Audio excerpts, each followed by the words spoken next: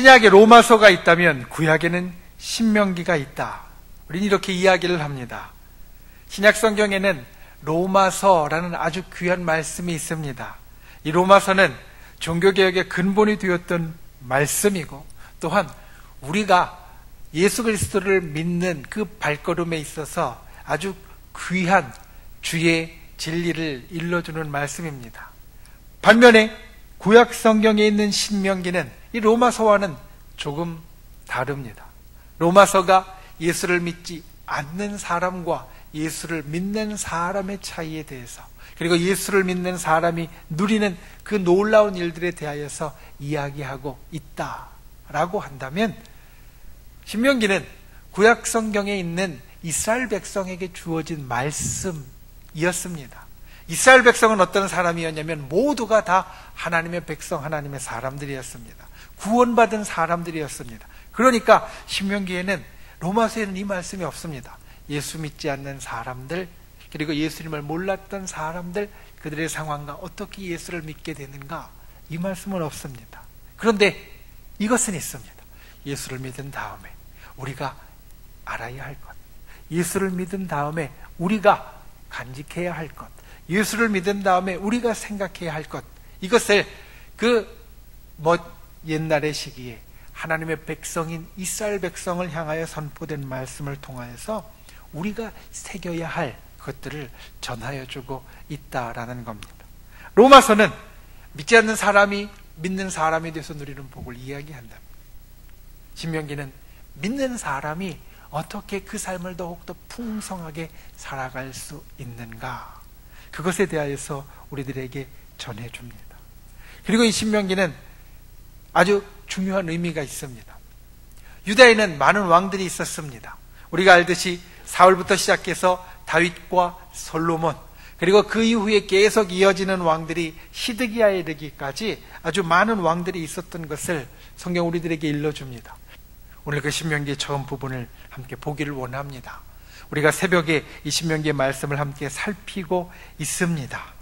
그런데 그 신명기의 말씀을 살피면서 특별히 그 첫 부분, 신명기는 과연 우리에게 왜 이와 같은 깊은 의미가 있고, 또 하나님께서 왜 이것을 우리들에게 이렇게 말씀하셨는가, 이것을 통하여서 저 여러분에게 풍성한 하나님의 말씀의 은혜가 오늘 이 시간에 있기를 예수님의 이름으로 축원을 드립니다. 첫 번째 기억해야 될 것은 꼭 들어야 할 말씀이 있다라는 겁니다. 오늘날 이 시대를 살아가는 사람들, 재방송은 좋아하는데 반복하는 건 별로 좋아하지 않습니다. 비슷한 말 같은데요, 좀 다릅니다. 여러분, 재방송은 좋아하는 분들 많습니다. 내가 좋아하는 드라마는요, 재방송 두 번째 보는 것 말고 재방송에 네 번째, 다섯 번째까지도 별 고민 없이 즐겁게 봅니다.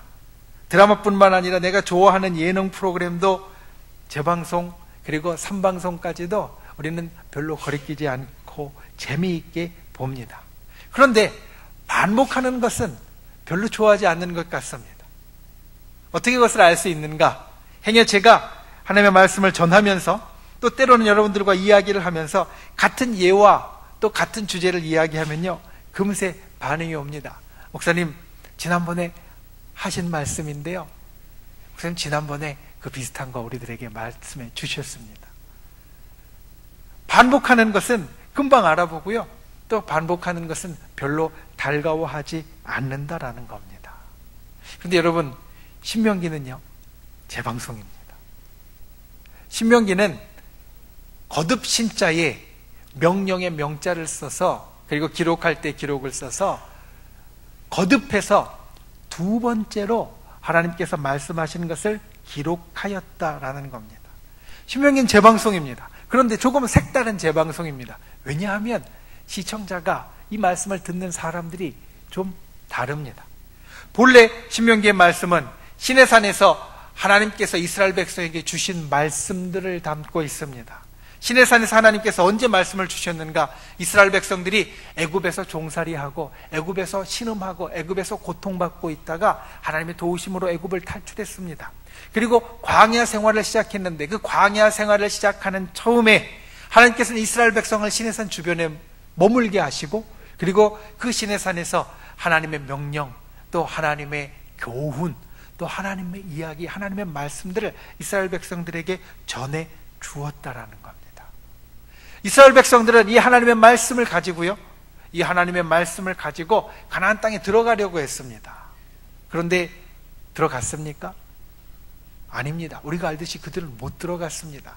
가나안 땅을 바로 앞에 두고요, 그들은 가나안 땅에 정탐꾼을 보냅니다. 하나님께서 이스라엘 백성에게 자, 너희 이제 그 땅에 들어가라 말씀하셨는데, 그들은 생각했습니다. 하나님께서 우리에게 이 땅을 주셨는데 우리가 어떻게 지혜롭게 이 땅을 정복하고 취할 수 있을지 우리가 한번 그 땅을 먼저 염탐해보자, 정탐해보자. 지파별로 한 사람씩 정탐꾼을 정해서 그 12명을 그 땅 안으로 들여보냈습니다. 그리고 그들이 그 땅을 정탐한 후에 돌아와서 백성들에게 보고합니다. 뭐라고 이야기를 하냐면, 저 땅은 분명히 축복받은 땅입니다. 그들은 그렇게 이야기했습니다. 저 땅은 굉장히 기름지고 비옥하고 그리고 아주 좋은 젖과 꿀이 흐르는 땅이 틀림없습니다. 그런데 그들은 이야기를 이어갔습니다. 그런데 그 땅에 있는 성들은 아주 튼튼하고 견고하며 그 땅에 사는 사람들은 우리보다 머리 하나가 더 있을 정도로 아주 기굴이 장대하고 힘이 커서 우리가 그 땅에 들어가서 그들과 싸우다가는 뼈도 못 추릴 겁니다. 그 땅 진짜 좋은 땅인데 그 땅 우리 땅이 될 것 같지 않습니다. 정탐꾼들이 이렇게 이야기를 했습니다. 백성들이 동요했습니다. 결국 이들은 하나님의 말씀, 하나님의 명령을 믿지 못했고 따르지 못했습니다. 그리고 그 이후에 40년 동안 광야를 방황하게 되었습니다. 그런데 이 40년 동안 광야를 방황할 때 출애굽을 경험했던, 애굽에서 빠져나온 출애굽의 1세대들은요 한 사람, 두 사람 세상을 떠납니다. 하나님께서 그렇게 하도록 하겠다 말씀하셨기 때문입니다. 그들이 모두 다 세상을 떠났고요, 오늘 이 시간, 이 신명기 1장이 선포되는 이 시간에 이스라엘 백성들이 다시 요단강 동편에 모였는데, 요단강 동편에 다시 그 요단강을 넘어가서 젖과 꿀이 흐르는 가나안 땅을 차지하려고 모였는데, 그 가운데에 출애굽 1세대들 중에서 살아있는 사람은 단 두 사람, 여호수아와 갈렙.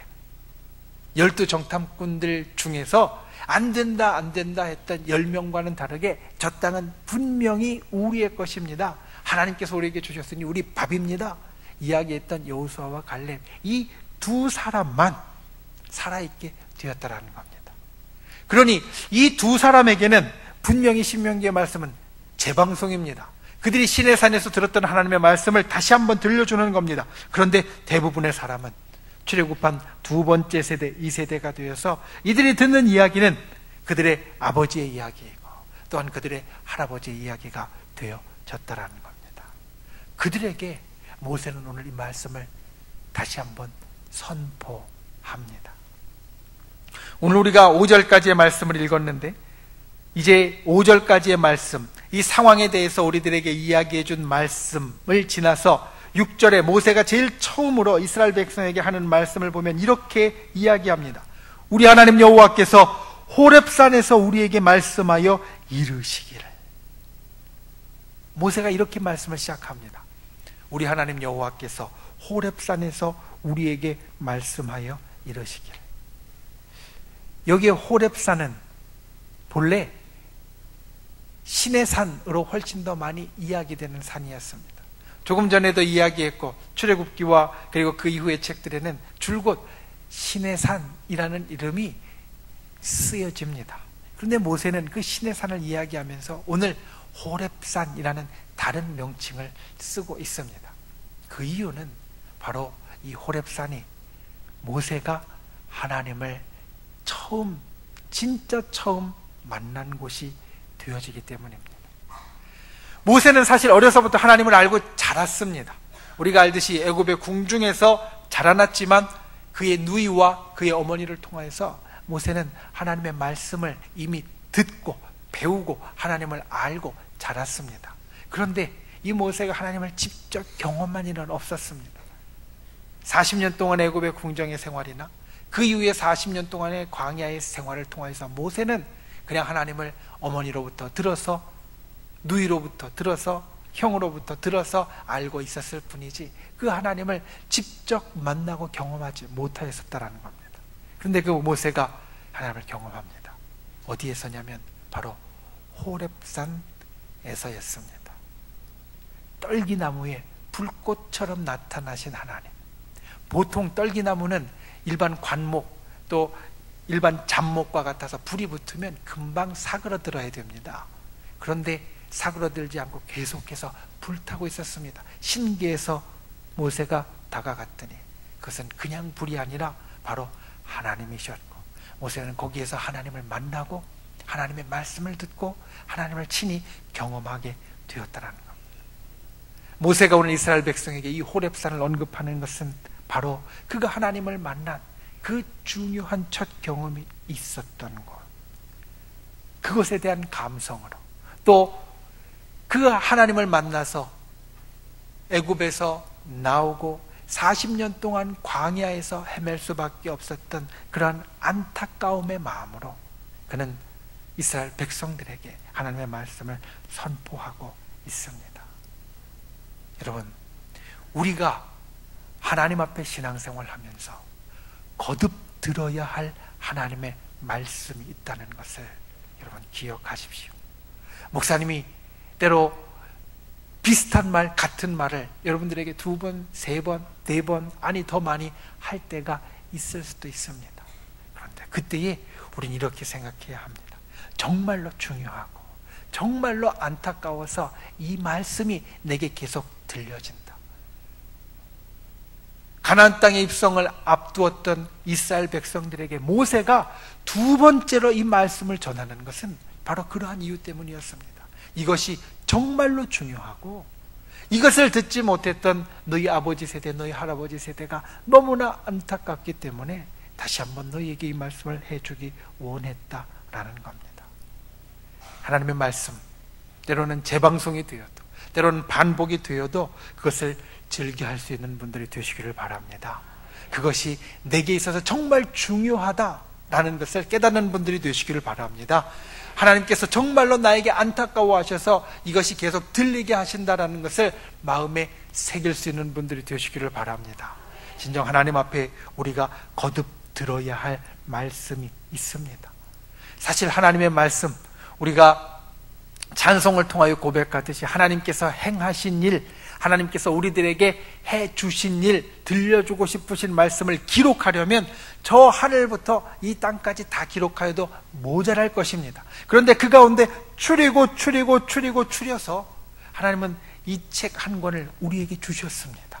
그러니 이 안에는 정말로 하나님께서 우리들에게 해주실 그 많은 말씀들 가운데 정말로 엄선된 것만 들어왔다라고 말할 수 있는데, 그 가운데 똑같은 것이 중복되었다라고 하면, 신명기 거듭해서 명령하여 해주시는 말씀이 있다라고 한다면 그 말씀은 정말 중요하기 때문에 이 한정된, 이 제한된 성경 안에 반복되고 있다라는 것. 우리가 하나님 앞에 말씀을 들을 때에, 또한 말씀을 볼 때에 이것을 기억하십시오. 정말 중요한 것이 우리들에게 반복됩니다. 그리고 또 들어야 할 말씀들이 있습니다. 그것을 즐겨하는 저와 여러분이 되실 수 있기를 예수님의 이름으로 축원을 드립니다. 2번째, 말씀에 순종해야 합니다. 세대를 이어 기억되어야 할 말씀, 신명기의 말씀은 그런 말씀들이었습니다. 아버지 세대에서만 기억될 말씀이 아니라 너희 세대에도 기억되어야 하고 너희 이후 세대에도 기억되어야 할 말씀, 그래서 거듭 선포되어야 할 말씀이 되었다라는 겁니다. 그리고 이 거듭 선포되는 말씀의 이유는 바로 이 말씀을 순종하는 것, 그것을 말하고자 함입니다. 신명기의 말씀, 이 신명기의 말씀은 영어로 이야기하면 좀 헤비합니다. 좀 무겁습니다. 우리말로 표현하면 말씀이 좀 뻑뻑합니다.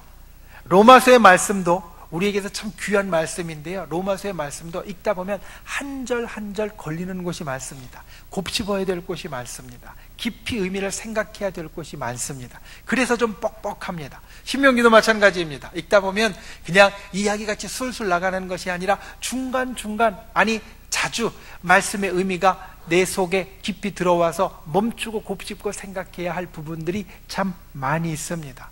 이 많은 하나님의 말씀들, 교훈들, 그런데 이 신명기에 있는 이 많은 말씀들을 하나로 요약하면 이렇게 요약할 수 있다라고 말합니다. 순종하면 축복이다. 하나님의 말씀에 순종하면 하나님의 축복이 하나님의 백성 가운데 임한다라는 겁니다. 신명기의 그 뻑뻑한 그 말씀들, 그 많은 말씀들을 우리가 하나로 요약하면 하나님의 말씀에 순종하는 자가 하나님의 복을 누리는 자가 되어진다라는 겁니다. 그런데 중요한 것은 하나님 앞에 순종하려면, 하나님 앞에 순종하려면 우리의 마음의 결단이 있어야 한다라는 겁니다. 보통 대통령이 선출되어서 취임을 하고 그리고 임기의 시간을 보냅니다. 대통령이 임기를 이제 보내면서 많은 평가를 받고요. 그리고 대부분의 대통령은 그 임기 이후에도 그가 한 일들에 대하여서 평가를 받습니다. 어떤 대통령은 임기 때 좋은 평가를 받다가 임기 이후에는 좋은 평가를 받지 못하는 사람도 있고, 또 어떤 사람은 그 임기 가운데 별로 좋은 평가를 받지 못했던 것 같은데 마치고 나면 그 평가가 더욱더 좋아지는 사람이 있습니다. 레이건 대통령은 말하자면, 미국의 레이건 대통령은 두 번째 사람이라고 말할 수 있을 겁니다.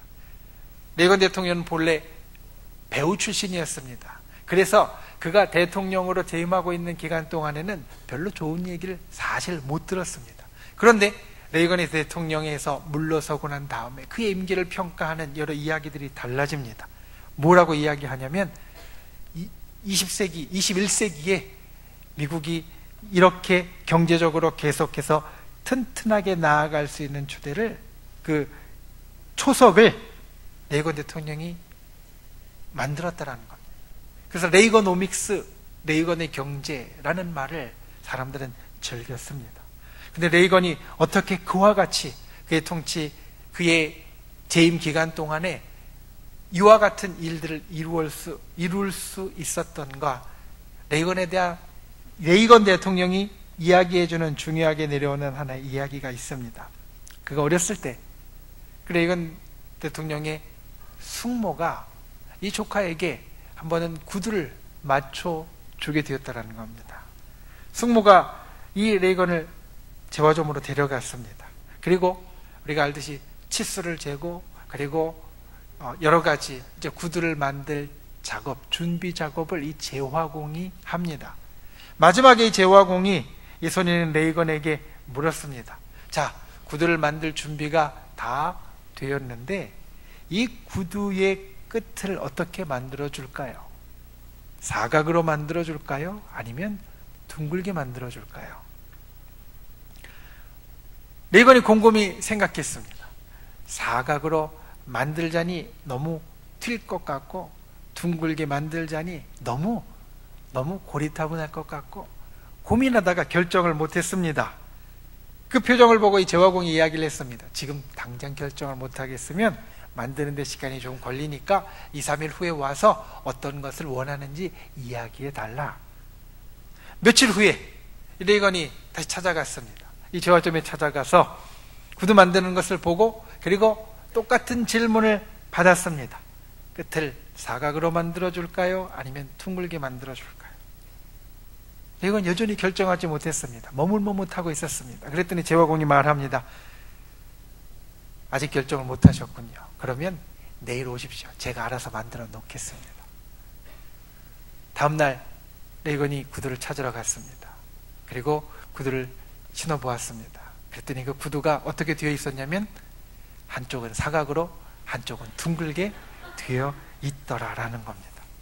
레이건은 이 이야기를 하면서 대통령이 돼서도 곱씹으며 이런 이야기를 주변에 전합니다. 나는 날마다 그 구두를 보면서 한 가지 교훈을 배웠습니다. 자신이 선택하고 결정할 일을 스스로 하지 않는다면 누군가가 대신 그 선택과 결정을 해준다라는 겁니다.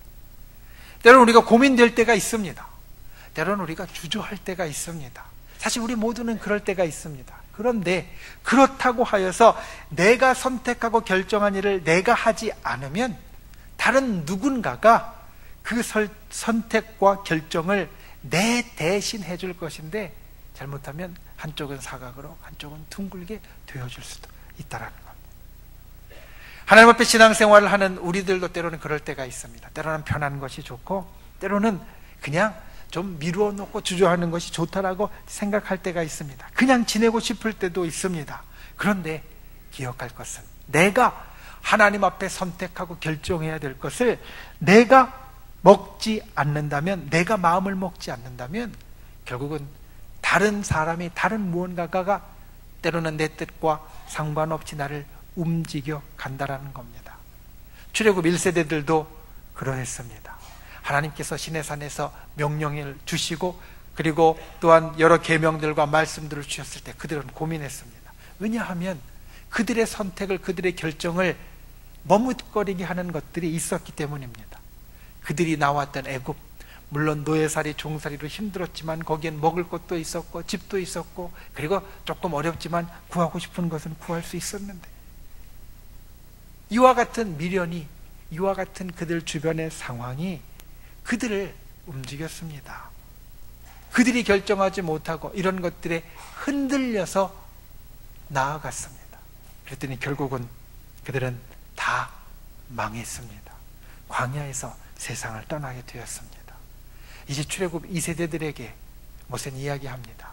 너희는 순종하는 자가 되어야 한다. 말씀에 순종하는 것이 우리들에게 필요하고, 말씀에 순종하는 것이 우리들에게 큰 복이 되어진다라는 겁니다. 여러분 기억하십시오. 하나님의 말씀이 거듭내게 들려진다면 그것은 내 마음에 이 말씀을 받아들이고 순종하기로 결심하라 라는 신호가 되어진다는 것을, 내가 그 신호대로 결심하지 못한다면, 내가 결심하지 못한 것을 다른 어떤 것이, 때로는 다른 어떤 악한 것이나 아니면 내 주변에 나와 상관없는 하나님을 모르는 그러한 것들이 나의 결심을, 나의 결정을 이끌어갈 수 있고, 때로는 그것이 내게 돌이킬 수 없는 일로 나타날 수도 있다는 겁니다. 여러분, 우리가 주님 앞에 순종하는 자, 그리고 하나님의 말씀에 순종하기로 결단하는 분들이 되시기를 바랍니다.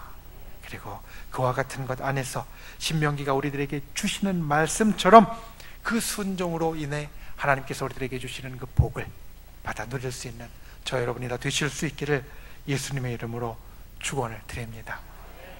말씀을 맺습니다. 오늘 말씀의 제목이 거듭 들어야 할 말씀입니다. 사실 이 말씀은 신명기라는 이 책의 제목을 풀어놓은 겁니다. 거듭 들려주는 말씀, 거듭 들어야 할 말씀. 우리가 하나님 앞에 이 땅의 삶을 살아가면서 이와 같이 거듭 들어야 할 말씀이 있다는 것을 기억하는 분들이 되시기를 바랍니다. 그리고 거듭 들려진 하나님의 말씀을 즐겨 들으실 수 있는 분들 되시기를 바랍니다.